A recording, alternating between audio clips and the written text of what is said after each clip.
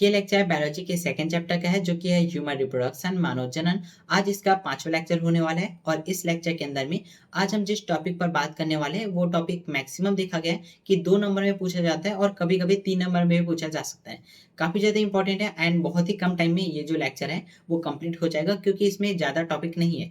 सिर्फ 2-3 क्वेश्चन हमें पढ़ने हैं। हाँ जी, क्वेश्चन ही पढ़ने हैं एंड कुछ मैं आपको इंपॉर्टेंट चीज़ें बताऊँगा जो आपको यहाँ पास पढ़ने होंगे। बाकी ये जो टॉपिक है इसका नाम है आर्थोचक्र, जो कि ये 5वां लेक्चर के अंदर में हम कंप्लीट करेंगे। आर्थोचक्र को पीरियड भी कहते हैं, मासिक धर्म भी कहते हैं, ऋजु दर्शन वगैरह जो होता है, वो सारी चीज़ें इसे कहा जाता है। क्या-क्या कहा जाता है आगे आपको पता चलेगा। इसके कुछ टाइप भी है जो हमें पढ़ने होंगे इस लेक्चर के अंदर में। और मैं आपको एक बात और बता देता हूँ इस लेक्चर को स्टार्ट करने से पहले, हमने पिछले 4 लेक्चर के अंदर में इनमें से काफ़ी मैक्सिमम जो हाई वेटेज जो टॉपिक्स है, वो हमने पहले ही कंप्लीट कर लिए हैं।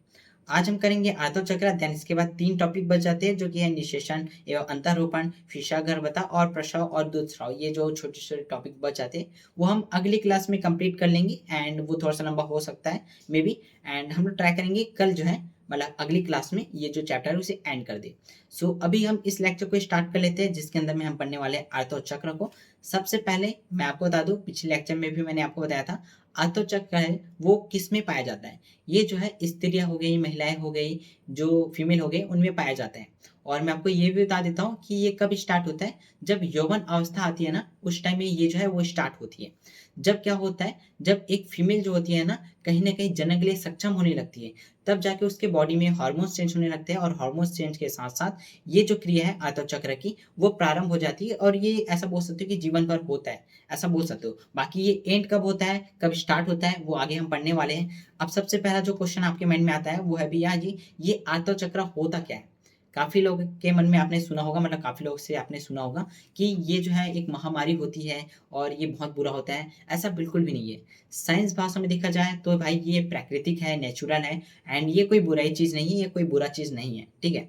एंड मैं तो बोलता हूँ कि सभी लोग को इसके बारे में पता होना चाहिए एंड उतना भी मैं भी डिटेल में नहीं बताने वाला हूँ सारी चीज़ें। बट हाँ, मैं ट्राई करूँगा काफ़ी सारी चीज़ें बताऊँगा और काफ़ी लोग के मन में गलतफ़हमी होगी इसके बारे में, सो वो क्लियर भी करने की मैं कोशिश करने वाला हूँ इस लेक्चर के अंदर में। अब देखो मैं आपको बता दूँ आर्थोचक्र क्या होता है, तो भाई ये तो आपको पता ही है, मैंने पिछले लेक्चर में बताया हुआ था कि हमारे पास जो युग्मक होती है ना, वो 2 युग्मक होते हैं, एक होता है नर युग्मक, एक होता है मादा युग्मक।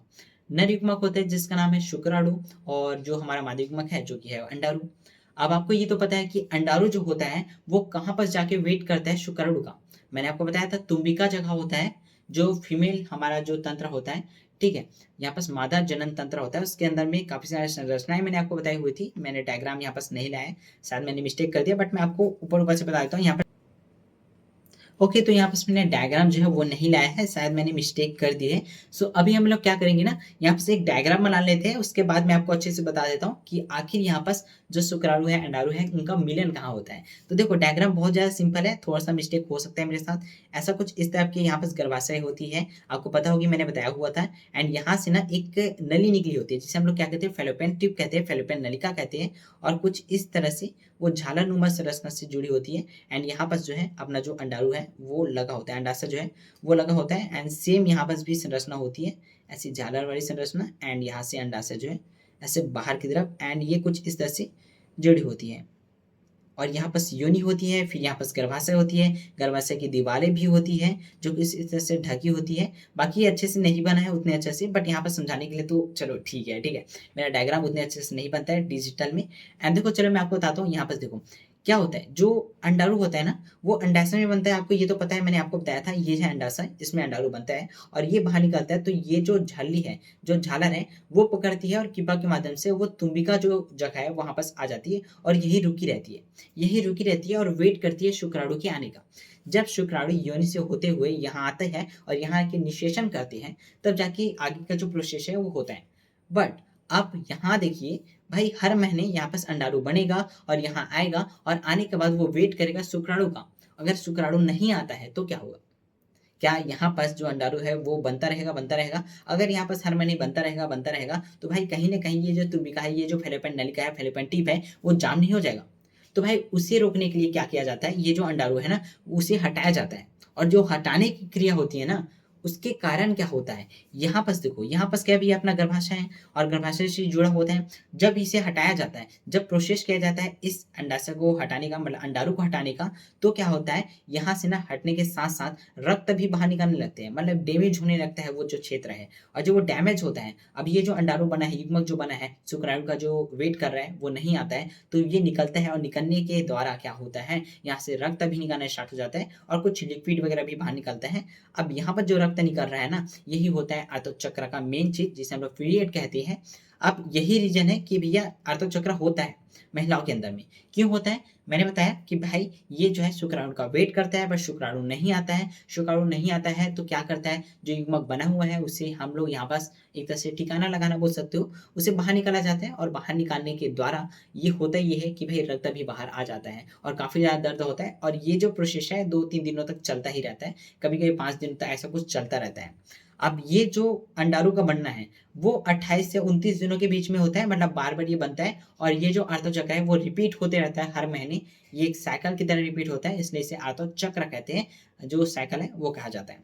अब यहाँ बस मैं आपको बता देता हूँ आर्तचक्र की परिभाषा अगर आपको पूछी जाती है तो आप कैसे लिखोगे। बाकी आपको एक एनिमेशन देखने के लिए मिल रहा होगा, साइड में मैं एनिमेशन लगा देता हूँ, जिसमें आपको डायरेक्टली देखने को मिल रहा होगा कि इसमें क्या होता है। ये जो अंडाणु है वो बना हुआ है जो कि तुम्बिका क्षेत्र में जाता है। तुम्बिका क्षेत्र में जाने के बाद वो वेट करता है शुक्राणु का, शुक्राणु जाता है और उससे मिलके निषेचन करते हैं। बट अगर शुक्राणु नहीं जाता है तो क्या होता है, उसे बाहर निकाला जाता है और बाहर निकालने के साथ-साथ गर्भाशय में डैमेज पड़ता है और डैमेज से रक्त भी बाहर आता है और इसी क्रिया को आर्तव चक्र कहा जाता है। अब चलो मैं आपको बता देता हूँ, ये जो है वो यौवन अवस्था में प्रारंभ होता है और इसके 2 प्रकार होते हैं। 2 प्रकार कौन से हैं? सबसे पहला जो प्रकार है वो है रजोदर्शन, सेकंड जो प्रकार है वो है रजोनिवृत्ति। आखिर ये रजोदर्शन क्या है, रजोनिवृत्ति क्या है? चलो बात करते हैं। सबसे पहला जो क्वेश्चन आपके माइंड में आना चाहिए वो है आर्तव चक्र। वैसे तो मैंने एक्सप्लेन कर दिया, बट इसके परिभाषा की बात की जाए तो ये होता क्या है? चलो परिभाषा में पूरा का पूरा क्लियर हो जाएगा। हम दिखा देते हैं इसकी परिभाषा को। तो भैया सबसे पहले तो हम कुछ बेसिक चीज़ें, ठीक है? वही परिभाषा ही है बट बेसिक चीज़ें मैं आपको पहले बताता हूँ, देन उसके बाद हम लोग क्वेश्चन आंसर के फॉर्म में वो चीज़ें पढ़ेंगे ताकि आपको अच्छे से समझ में आए। सबसे पहली बात, ये जो आर्तव चक्र है वो 2 अवस्थाओं के बीच की अवस्था होती है। 2 अवस्था कौन-सी है भैया? रजोधर्म हो गया या यहाँ पर ऋतुस्राव बोलते हैं। उनके बीच की जो प्रवस्था होती है उसे आर्तव चक्र कहते हैं।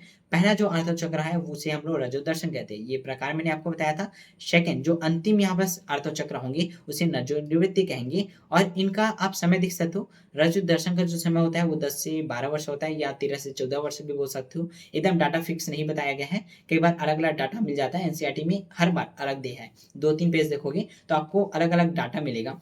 बाकी यहाँ पे देखो रजो निवृत्ति जो है वो 45 से 50 वर्ष में एंड होता है। देन इसके बाद यहाँ पर से रजो दर्शन से रजो निवृत्ति के मध्य मादा जनन में सक्षम होती है। मतलब ये है कि भाई जो रजो दर्शन है एंड जो रजो निवृत्ति है, ये जो 2 अवस्थाएँ ना उनके बीच में ही यहाँ पर जो मादा है वो जनन के लिए सक्षम होगी। इसके बाद जनन नहीं कर पाएगी या तो उससे पहले नहीं हो पाएगी, मतलब कि 10 से 12 वर्ष से पहले वो जनन नहीं कर पाएगी और 45 से 50 वर्ष के बाद वो जनन नहीं कर पाएगी। इनके बीच में ही वो जनन के लिए सक्षम होती है।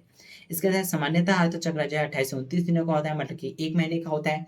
ये बार-बार रिपीट होता रहता है। आर्तव चक्र अगर नहीं होता है, देखो अगर आर्तव चक्र नहीं होता है, मतलब पीरियड नहीं आता है, तो भाई इसके कुछ संकेत हो सकते हैं। जैसे सबसे मेन संकेत जो बोला जाता है वो है भैया गर्भावस्था। मतलब अगर वो जो महिला है, वो मतलब जो स्त्री है, वो अगर गर्भ धारण कर लेती है, अगर उसके गर्भ में बच्चा पैदा हो जाता है, मतलब बच्चा जो है वो बनना स्टार्ट हो जाता है, तब ये जो पीरियड है, ये जो आर्तव चक्र है वो रुक जाता है।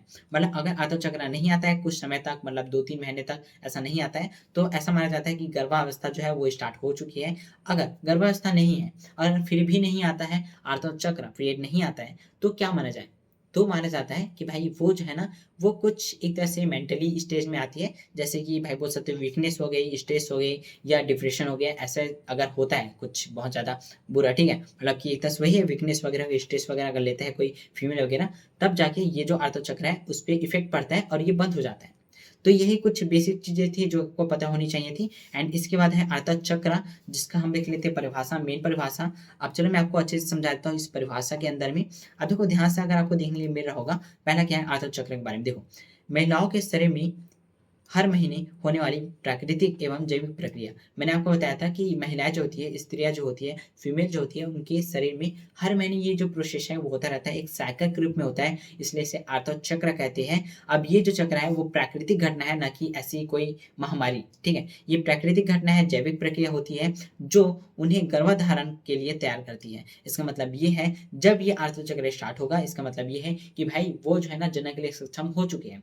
जनन के लिए जैसे वो सक्षम होंगे, यौवन अवस्था प्रारंभ होगी, तब जाके आर्तव चक्र जो है वो स्टार्ट होता है। इसके बाद इसमें शरीर के हार्मोन्स बदलते हैं। इसमें क्या होता है, शरीर का जो हार्मोन्स है ना, वो चेंज होना स्टार्ट होता है, और जैसे ही वो चेंज होता है, उसके बाद क्या होता है भैया, अंडाशय में अंडा निकलता है। मतलब कि अंडा है वो क्या भैया, वही अंडाणु है, जो कि यहाँ पर युग्मक है, मादा युग्मक है। तो भाई अंडाशय में युग्मक का बनना स्टार्ट हो जाता है। इसी के दौरान अब क्या होता है देखो, और गर्भ न ठहरने पर गर्भाशय की परत टूटने लगती है, खून के रूप में बाहर आती है, और जिसे मासिक धर्म या पीरियड कहा जाता है। अब देखो मैंने आपको बताया कि भाई यहाँ पर क्या है, जो अंडाणु है वो यहाँ पर गर्भाशय हो गया, मतलब तुम्बिका क्षेत्र में जाकर जमा होता है और शुक्राणु का वेट करता है, नहीं आता है, मतलब ठहरता नहीं है। तो क्या होता है, गर्भाशय की परत जो है टूटने लगती है, और जब वो टूटती है तो रक्त भी बाहर आता है, और इसी क्रिया को हम लोग क्या कहते हैं भैया, मासिक धर्म कहते हैं, या पीरियड भी कहा जाता है। इस चक्र में औसत 28 दिनों का होता है। मतलब ये जो है 28-29 दिनों का होता है, बार बार ये जो है रिपीट होता रहता है, हर महीने रिपीट होता रहता है। ये थी आर्तव चक्र की मेन चीजें जो आपको पता होनी चाहिए थी। यही है, अगर आपके एग्जाम में पूछा जाता है आर्तव चक्र क्या होता है, तो आपको बताना है यही चीजें महिलाओं में होने वाली एक क्रिया होती है, जो कि प्राकृतिक घटना होती है, और ये तब होता है जब गर्भाशय की जो दीवारें है वो टूटती है। ये आपको बताना है, और ये 28 दिन में बार बार होती रहती है। यही सारी चीज आपको बतानी है। एंड इसके बाद यहाँ पर इसका जो प्रकार है, पहला प्रकार वो है रजो दर्शन। ये क्या होता है, अगर आपको पूछा जाता है रजो दर्शन क्या होता है, तो आपको रिप्लाई करना है, मतलब आंसर आपको देना है। क्या देना है, लड़कियों की जीवन में पहली बार अगर मासिक धर्म वाला पीरियड की शुरुआत होती है, उस घटना को रजो दर्शन कहते हैं। मतलब अगर कोई स्त्री है, मतलब कोई फीमेल है, जो कि 11 से 14 वर्ष की आयु की है, एज की है, और जब पहली बार उसके अंदर में पीरियड है वो स्टार्ट होता है, पहली बार जब आता है, तब तब क्या होता है, वो जो शुरुआत हुई है ना, पहली बार शुरुआत, उसी शुरुआत को हम लोग यहाँ पर क्या कहते हैं, उसी शुरुआत को हम लोग कहते हैं रजो दर्शन। उसी को रजो दर्शन कहा जाता है। अगर आपको पूछा जाता है तो आप बताना, फर्स्ट जो पीरियड होता है, फर्स्ट जो मासिक धर्म है, उसी को हम लोग क्या कहते हैं, रजो दर्शन कहते हैं। समय कौन सा है, आमतौर पर ये जो है 11 से 14 वर्ष की आयु में ही स्टार्ट होता है। इसके संकेत की बात की जाए तो भैया संकेत क्या है, वही संकेत है भाई कि ये जनन के लिए सक्षम हो चुकी है, मतलब इसमें जो अंडाणु है वो नए स्टार्ट हो चुके हैं, और एक तरह से मेच्योर होना स्टार्ट हो चुकी है इसकी बॉडी, ठीक है, इसकी माइंड नहीं बल्कि बॉडी जो है वो मेच्योर होने स्टार्ट हो जाता है। अब देखो, इससे बात यह प्रतीक होता है कि लड़कियां का जो प्रजनन तंत्र है वो सक्रिय हो चुका है, इसका शरीर अब गर्भधारण करने के लिए सक्षम हो जाती है, मतलब आगे बढ़ना स्टार्ट हो जाती है। अब इसके बाद अगला जो यहाँ पर जो प्रकार था वो यहाँ पर था भैया रजो निर्वृत्ति। अब जस्ट अपोजिट, वो पहली बार था, अब ये आखिरी बार होगा। जब आखिरी बार पीरियड आएगा, आर्तव चक्र आएगा, मासिक धर्म आएगा, उस कंडीशन को, उस जो टाइम होगा उसको हम लोग कहते हैं रजो निर्वृत्ति। रजो निर्वृत्ति कहते हैं महिलाओं की उम्र बढ़ने के साथ साथ मासिक धर्म वाला की पीरियड्स जो साइकिल है वो स्थायी रूप से क्या हमेशा के लिए बंद होने लगती है, और जब वो बंद होती है, आखिरी बार जो आती है, वही आपस जो निवृत्ति कहलाती है। ये आपको समझ में आ रहा होगा। अब मैं आपको बता दूं इसका समय कब होता है, तो इसके प्राकृतिक रूप से देखा जाए तो यही जो है 45 से 50 वर्ष या 55 वर्ष की आयु के बीच में होता है। इसके बाद जो महिलाएं हैं वो जनन के लिए सक्षम नहीं होती है, उसके बाद वो जो है बच्चे पैदा नहीं कर पाएगी।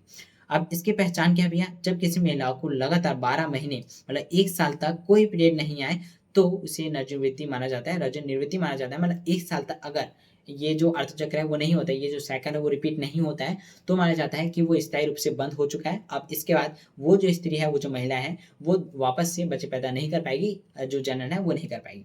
इसके बाद महिला जो प्राकृतिक रूप से माँ नहीं बन पाएगी। ये यहाँ पास था। एंड इतनी ही चीजें यहाँ पास पढ़नी थी। एनसीईआरटी में एक डायग्राम है जो यहाँ पास मैंने लाना भूल चुका हूँ, ठीक है। मैंने 2 डायग्राम लाना था मुझे, एक तो फीमेल तंत्र लाना था, एंड दूसरा मुझे वो डायग्राम लाना था जिसमें चार्ट दिया हुआ है। उसमें बताया गया है कि शुरुआत के पहले से 5वें दिन में स्टार्ट होता है बनना, एंड फिर वो टूटना स्टार्ट होता है। ऐसा कुछ इसमें है, पूरा 28 दिन का जो साइकिल होता है वो उसमें दिया हुआ है। अब मैं उसी अगली क्लास में बता दूंगा हो सके तो।